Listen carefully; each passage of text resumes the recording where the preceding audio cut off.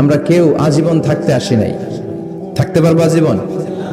দাদা চলে গেল, বাবা চলে গেল, মা চলে গেল, মামা চলে গেল, খালু চলে গেল, এরপর আমাদের টনক নড়ে না, তাই না? পাগল পড়া হয়ে আছে এই পৃথিবীর জন্য। মরতে যে হবে এটা ভাববার সময়টুকু আমাদের নেই। আমরা ব্যস্ত আমাদের ক্যারিয়ার নিয়ে, আমাদের লাইফ নিয়ে, আমাদের সমাজ নিয়ে, আমাদের ফ্যামিলি নিয়ে, আমাদের সন্তান আর সম্পদ নিয়ে আমরা super busy. We are leading a very super busy life. We don't have even a single time to think about death. মৃত্যু নিয়ে ভাবার একটা মুহূর্ত আমাদের নাই। কিন্তু পৃথিবীর সবচাইতে সুনিশ্চিত বিষয় হচ্ছে মৃত্যু, ঠিক কিনা? The most certain thing in our life is death. আমাদের জীবনের সবচাইতে সুনিশ্চিত বিষয় হচ্ছে মরণ। মরবই আমরা।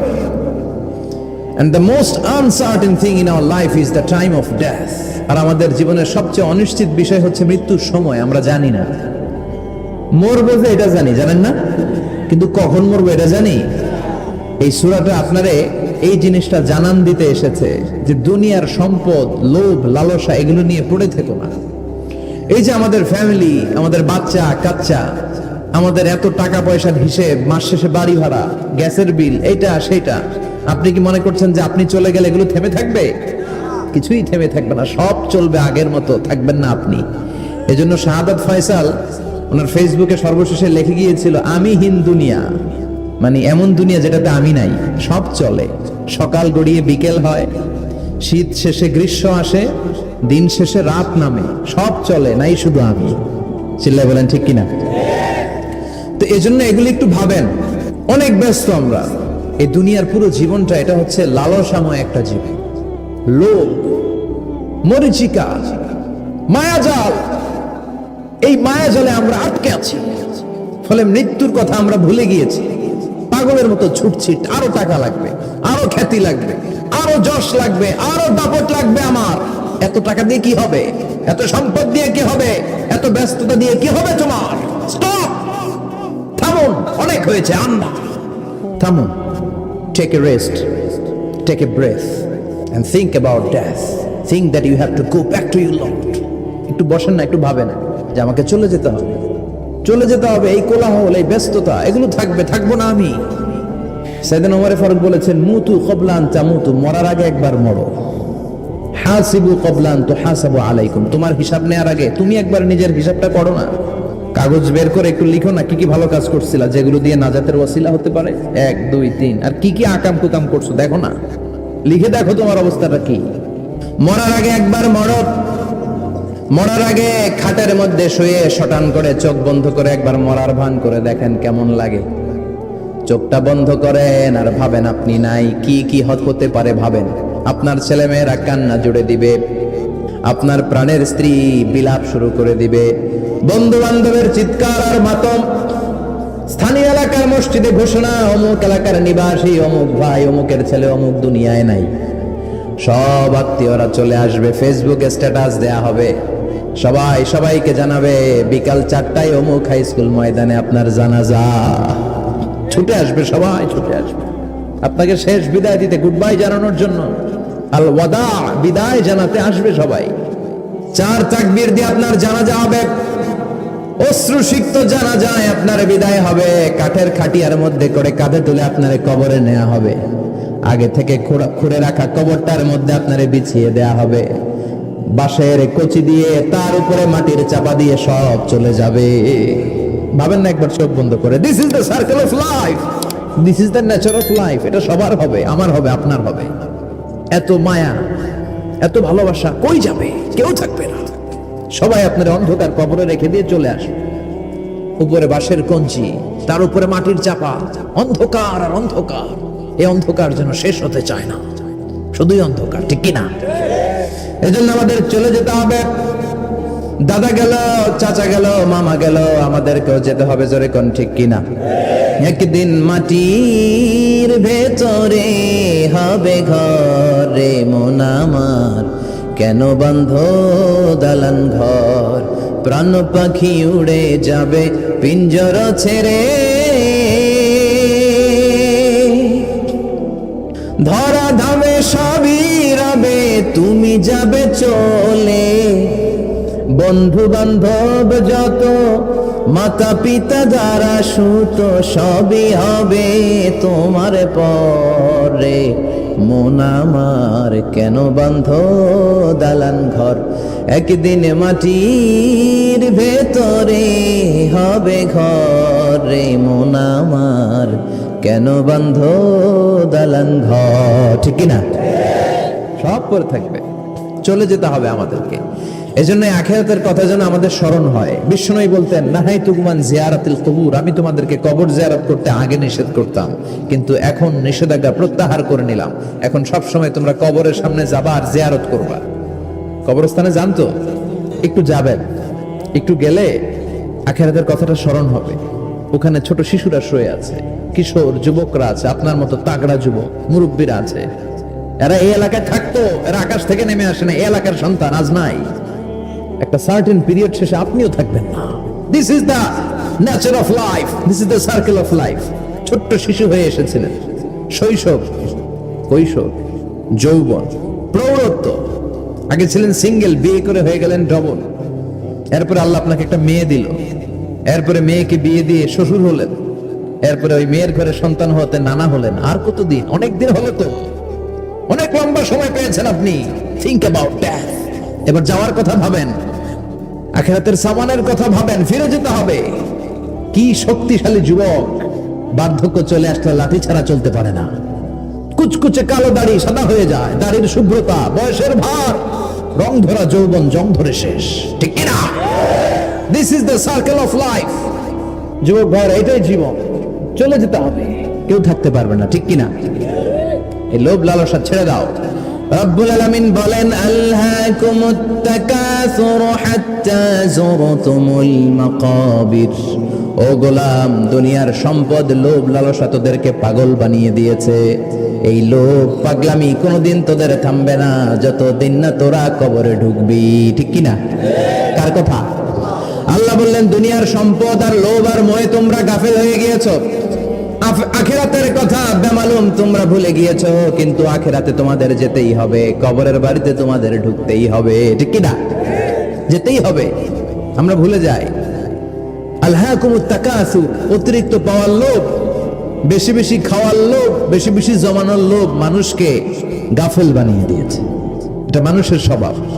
আরো চাই, আরো চাই, এই স্বভাবটা আছে না নাই? এই আরো আরো আরো চাই, এই স্বভাবটাই মানুষকে কুড়ে কুড়ে শেষ করে দিয়েছে। এত লাগবে কেন তোমার? চাহিদার কোনো শেষ নাই। Unlimited demand of human being. যার আছে বেশি তার চাই বেশি। যার সাইকেল আছে তার হুন্ডা চাই, হুন্ডা আছে তো প্রাইভেট কার চাই, প্রাইভেট কার আছে তো প্লেন চাই, প্লেন আছে তো হেলিকপ্টার চাই, হেলিকপ্টার আছে তো ওইটা চাই, ওইটা আছে তো সেটা চাই। তো মানুষের চাহিদার কোনো শেষ নাই। যার আছে বেশি তার চাই বেশি। এজন্য বিষ্ণু বলেছেন, উনজুরু ইলা মান হুয়া আসফালা মিন, তোমার চেয়ে যে খারাপ আছে ওর দিকে তাকাও। ওয়ালা তানজুর মান হুয়া আ'লা মিন, তোমার চেয়ে যে ভালো আছে ওর দিকে তাকাও না, তোমার চেয়ে যে খারাপ অবস্থানে আছে ওর দিকে তাকাও। অনেকে নিজের অবস্থান নিয়ে সুখী না, এরকম আছে না নাই? আল্লাহ আমার এটা দিল না রে, ওইটা দিল না রে, পাইলাম না রে, কিচ্ছু হয় না, কি করব জীবনে, হতাশ। আসলে আছে কিন্তু অনেক, কিন্তু শুকরিয়া নাই, ডাকাত, ঠিক কিনা? সুখ তো টাকায় কিনা যায় না, শান্তি টাকা দিয়ে হয় না, শান্তি দেওয়ার মালিক কে? শান্তি আছে অল্প খেয়ে শুকর করার মধ্যে, শান্তি আছে আলহামদুলিল্লাহর মধ্যে, চিল্লায় বলেন ঠিক কিনা? এজন্য অল্প খাবো, অল্প পড়বো, অল্প জামাবো, অল্পের ভেতরে বরকত দিয়েছে কে? এজন্য রব্বুল আলামিন বলেন, আলহাকুমুত তাকাসুর হাত্তা যুরতুমুল মাকাবির। বেশি বেশি সম্পদ উপার্জনের আকাঙ্ক্ষা তোমাদেরকে আখিরাত থেকে গাফেল বানিয়েছে। এই গাফলতি কশিন কালেও তোমাদের কমবে না যতক্ষণ না তোমরা কবরে ঢুকবা। হাত্তা যুরতুমুল মাকাবির, মাকবারাতুনের প্লুরাল মাকাবির, যতক্ষণ না কবরে না ঢুকবা, কবরস্থান তোমার আবাসস্থল না হবে, ততক্ষণ পর্যন্ত এই চাই চাই মানসিকতা কমবে।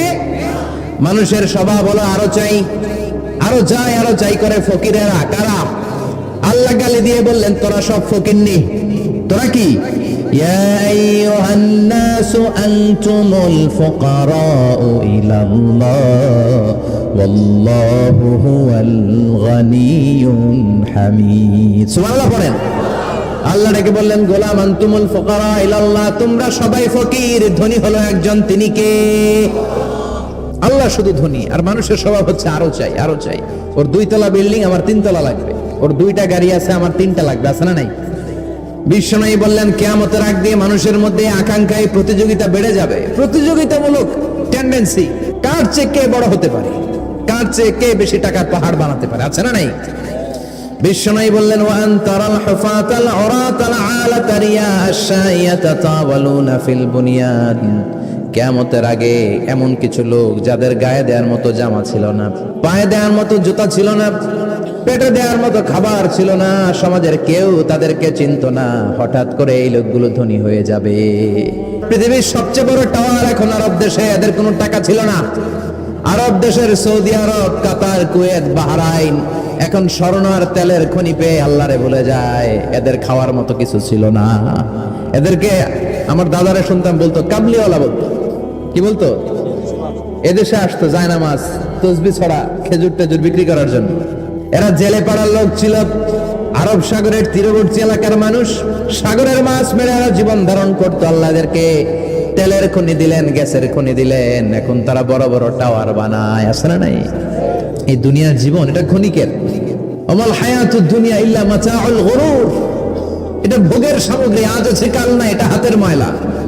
দুনিয়ার এই জীবনের দৃষ্টান্ত হচ্ছে 4টা স্বর্ণের টুকরা আর 3টা লাশের মতো।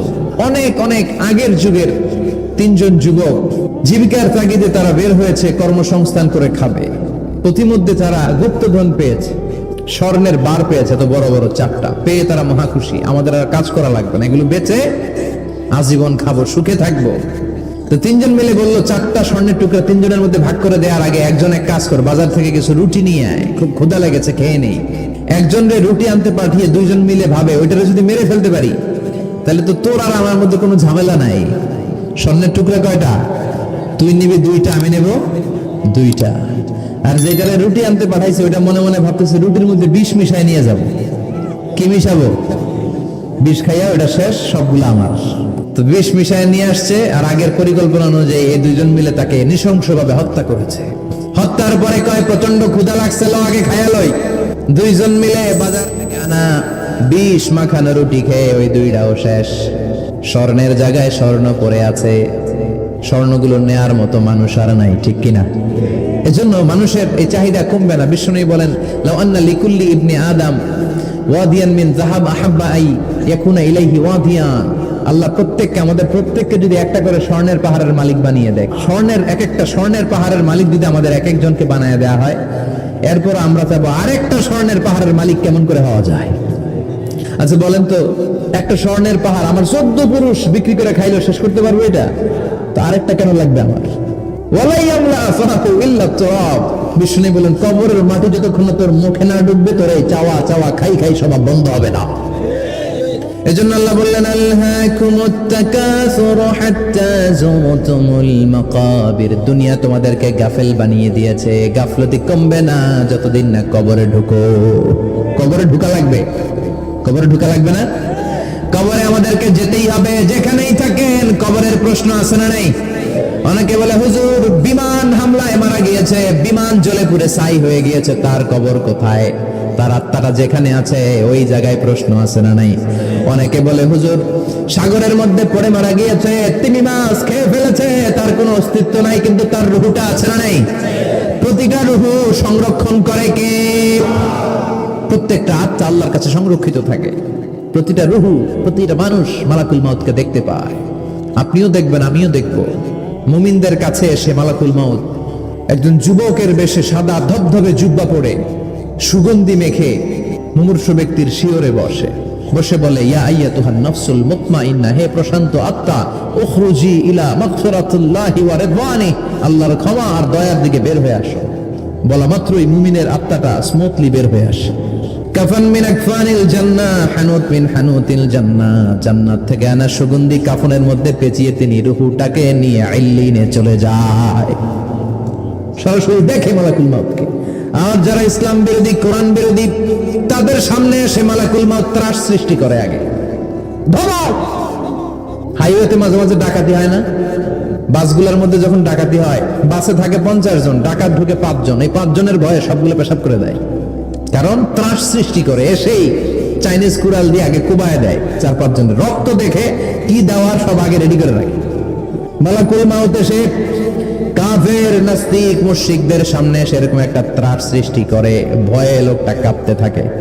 ওর কাছে ভদ্র ভাষায় কথা বলে না, সুন্দর জামা পরে আসে না, কালো কুচকুচে চেহারা, ভয়ঙ্কর একটা রূপ নিয়ে, আকৃতি নিয়ে ইসলাম বিরোধীদের মাথার সামনে আসে, দুর্গন্ধযুক্ত চেহারার দেহ নিয়ে ধমক দিয়ে বলে, ও পাপাত্তা, ইয়া আইয়াতুহান নাফসুল খাবিসা উখরুজি ইলা গাদাবিল্লাহ, হে পাপাত্তা, আল্লাহর রাগ, ক্রোধ আর গজবের দিকে বের হয়ে আয়। মুমিনের আত্মা বলার সাথে সাথে যেমনি মুমিনের দেহ থেকে বের হয়ে জান্নাতি কাফনের ভেতরে ঢুকে, কাফেরদের আত্মাও কি এরকম তাড়াতাড়ি বেরোতে চায় নাকি? কাফেরদের আত্মা বেরোতে চায় না, ডানে দৌড়, বায়ে দৌড়, সামনে দৌড়, পেছনে দৌড়, দৌড়াদৌড়ি করে। মালাকুল মাউত এটাকে টেনে হিচড়ে, একটা জীবিত ছাগলকে জবাই না করে তার চামড়া উল্টার দিকে টেনে হিচড়ে বের করলে ছাগলটা যত কষ্ট পায়, এর চেয়ে কমসে কম 70 গুণ বেশি কষ্ট দিয়ে কাফের মুশরিক আর গাদ্দারদের রূহ কবজ করা হয়। আল্লাহ এই পরিস্থিতি থেকে তুমি আমাদের বাঁচাও। মুমিনদের রূহ যেমনি কবজ হয় ওইভাবে রূহ কবজের ব্যবস্থা করে দিও। ইমানের মৃত্যু নসিব করে দিও, শাহিদি মৃত্যু নসিব করে দিও। তার মানে বিমান দুর্ঘটনায় হোক, কিংবা লঞ্চ ডুবিতে হোক, কিংবা আগুনে পড়ে হোক, কিংবা আত্মঘাতী হামলায় হোক, যে যেখানেই মারা যায়, কবরের 3টা প্রশ্ন তার জন্য আছে না নাই? ইসলাম বিরোধীদের জন্য প্রশ্ন 3টা, আপনারা যারা মুমিন তাদের জন্য 4টা, আপনাদের জন্য একটা বেশি। আলহামদুলিল্লাহ কোন? কবরে এসে প্রথম প্রশ্ন করবে, মুনকার নাকির যখন চলে আসবে, 40 কদম যখন আত্মীয় স্বজনরা লাশটাকে কবরের মধ্যে দিয়ে 40 কদম চলে যায়, তখনই ফেরেশতা চলে আসে। আহা, শেষ, সব শেষ। এসে পরীক্ষা শুরু। মার রব্বুক, তোর রবের নাম কি? চিল্লায় বলেন, আমাদের রবের নাম কি? আমরা বলবো রব্বি আল্লাহ, আল্লাহ আমারে রব। দমে দমে তনু মনে তারি অনুভব। পড়েন, আল্লাহ আমারে রব। প্রথম প্রশ্ন, তোমার রব কে? আমরা বলবো আমাদের রব আল্লাহ। দ্বিতীয় প্রশ্ন, ওমা দীনু, তোমার ধর্মের নাম কি? আমরা কি বলবো? তৃতীয় প্রশ্ন, বিশ্বনবীর চেহারা দেখিয়ে বলা হবে, আতারিফু হাদার রাজুল, এই লোকটারে চিনো নাকি? আমরা বলবো চিনি, আমাদের প্রাণের নবী। ঠিক কিনা? 3টা প্রশ্নের যথাযথ উত্তর যখন দিয়ে দিলেন, আপনার জন্য অতিরিক্ত আরেকটা প্রশ্ন করা হবে, ওয়ামা ইলমুক, তোমার নলেজ কি? 3টা প্রশ্নের উত্তর যে তুমি করতে পারলা, কিভাবে পারলা, কেমনে জানলা? নকল করে বলছো নাকি জেনে বুঝে আসছো? নকল হয় না? ফেরেশতারা বলবে নকল করছো নাকি? কেমনে জানলা? 3টা প্রশ্নের উত্তর তুমি কেমনে বললা? আল্লাহ তোমার রব, ইসলাম তোমার ধর্ম, এই লোকটা বিশ্বনবী, কেমনে চিনলা? আপনাকে তখন বলতে হবে, আমি কোরআন থেকে শিখেছি, আমি হাদিস থেকে শিখেছি, আমি ইসলাম জেনে বুঝে মেনেছি, আমি আন্দাজে কোথাও ঘুরি নাই। চিল্লা এখন ঠিক কিনা? আপনাকে বলতে হবে, এজন্য শিখতে হবে, প্রতিনিয়ত ইসলাম সম্পর্কে জানতে হবে, আখের গোছাতে হবে, জীবনটাকে আলোকিত করতে হবে। চিল্লায় বলেন ঠিক কিনা? 4টা প্রশ্নই যখন হয়ে গেল, ফেরেশতারা বলবে আহলান ওয়া সাহলান ওয়া মারহাবান বিক, খোশামদেদ, কংগ্রেচুলেশন, খোশামদেদ, কংগ্রেচুলেশন, সব প্রশ্নের উত্তর তুমি পেরেছো। ফায়ুফসাহু লাহু কবরুহু 70 যিরান, আপনার কবরটারে 70 হাত লম্বা করে দেয়া হবে। ওয়ায়ুফতাহু লাহু বাবুন ইলাল জান্নাহ, আপনার কবর থেকে জান্নাতের দিকে দরজা খুলে দেয়া হবে। ওয়ায়ুলবাসু মিন লিবাসি আহলিল জান্নাহ, জান্নাতের 2টা রেশমি কাপড়ের পোশাক এনে আপনারে পরিয়ে দেয়া হবে। আর বলা হবে নাম কানাউ মিলা আরুস, ঘুমাও, sleep, you should get some sleep now, তোমাকে লম্বা সময় পরে দিতে হবে, ঘুমাও। কানাউ মিলা আরুস, যেমনি বর বাসর রাতে আরামসে ঘুম দেয়, বাসর রাতে যেমনি বর কনেকে নিয়ে মধুর ঘুম দেয়, তুমিও ঘুমাও, কেউ তোমার ঘুম ভাঙবে না। মালাক ইসরাফিলের, কিয়ামতের জন্য ইসরাফিলের সিংহায় যে ফুৎকার আছে, ওই ফুৎকার ছাড়া কোনো কিছুই তোমার ঘুম ভাঙাতে পারবে না। আলহামদুলিল্লাহ পড়েন। আল্লাহ আমরাও যেন 4টা প্রশ্নের উত্তর দিয়ে লম্বা একটা ঘুম দিতে পারি। পড়েন আমিন। ওয়াম্মাল কাফির ওয়া আহলুশ শিমাল, আর ইসলাম বিরোধী যারা, তাদের সামনে আসবে মালাকান আসওয়াদান আজরাকান, কৃষ্ণ বর্ণের দেহ, নীলাভ বর্ণের 2টো চোখ, গায়ের রং কালো, চোখের রং নীল। দেখতে কেমন লাগে? গায়ের রং কালো, চোখের রং নীল। ফেরেশতা দুইটা আসবে, এসে ত্রাস সৃষ্টি করবে, এসে বলবে, বল তোর রবের নাম কি? মার রব্বুক। ইসলাম বিরোধী, মুশরিক, কাফের, নাস্তিক এরা বলবে, আমি জানি না আমার রবকে, আমি জানি না। আমি তো আজীবন শুধু চেয়ার করেছি, মদ খেয়েছি, আমি ধর্ষণে সেঞ্চুরি করেছি দুনিয়ার বুকে, আমি টেন্ডারবাজি করেছি, চাঁদাবাজি করেছি, আমি মাস্তানি করেছি, আমার দাপটে এলাকার ইসলাম প্রিয়রা বাসায় ঘুমাতে পারে না। আমি ছিলাম টেন্ডারবাজ, আমি ছিলাম গডফাদার, সন্ত্রাসীদের লিডার, আমি ছিলাম ডন 1 2 3 সব, আমি ছিলাম ডনের ডন, আমি ছিলাম মাস্তান, রংবাজ। রব টপ কি আমি তো জানি না। লাদ্রি লাদ্রি, আমার জিজ্ঞেস করো না। আবার প্রশ্ন করা হবে, ওয়ামা দীনুক, তোর ধর্মের নাম কি? বলবে, লা আদরি, আমার কোনো ধর্ম নাই, আমার কোনো ধর্ম নাই, আমি শুধু মৌজ মাস্তিতে ছিলাম, আমি আনন্দ ফুর্তি করেছি, ইসলাম নিয়ে আমার মাথা ব্যথা ছিল না, আজীবন ইসলামরে আমি বাস দিয়েছি। চিল্লায় বলেন ঠিক কিনা? ইসলাম বিরোধীদের সাথে ছিল আমার চলাফেরা, আমার সব সাঙ্গ পাঙ্গ ছিল গুন্ডা, বদমাশ, ইসলাম বিরোধী। রব কি, ইসলাম কি, এগুলো আমি জানি না। আমার এগুলো জিজ্ঞেস করো কেন? ধর্ম কি আমি জানি না, আমি কিচ্ছু মনে করতে পারছি না।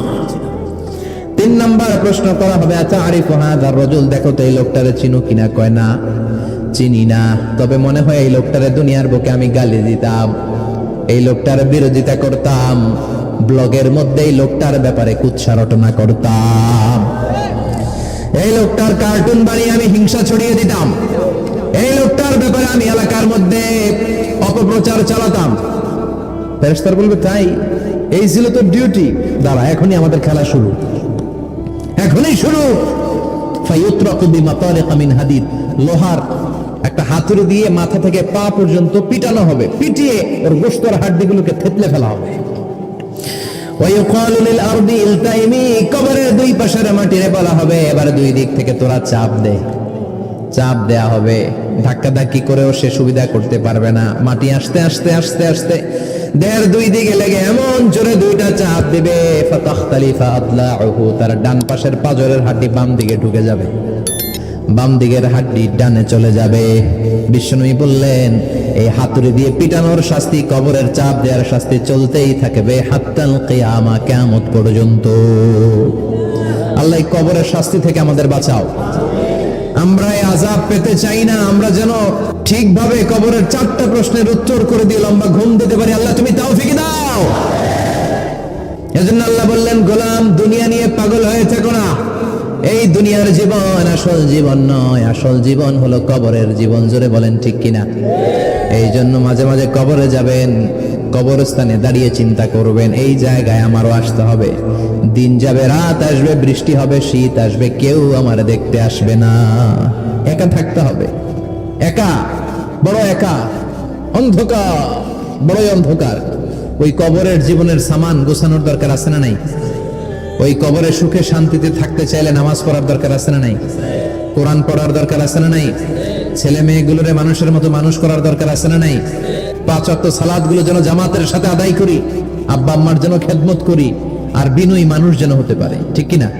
আল্লাহ আমাদের সবাইকে কথাগুলো বুঝে আরো আমল করার তৌফিক দান করো।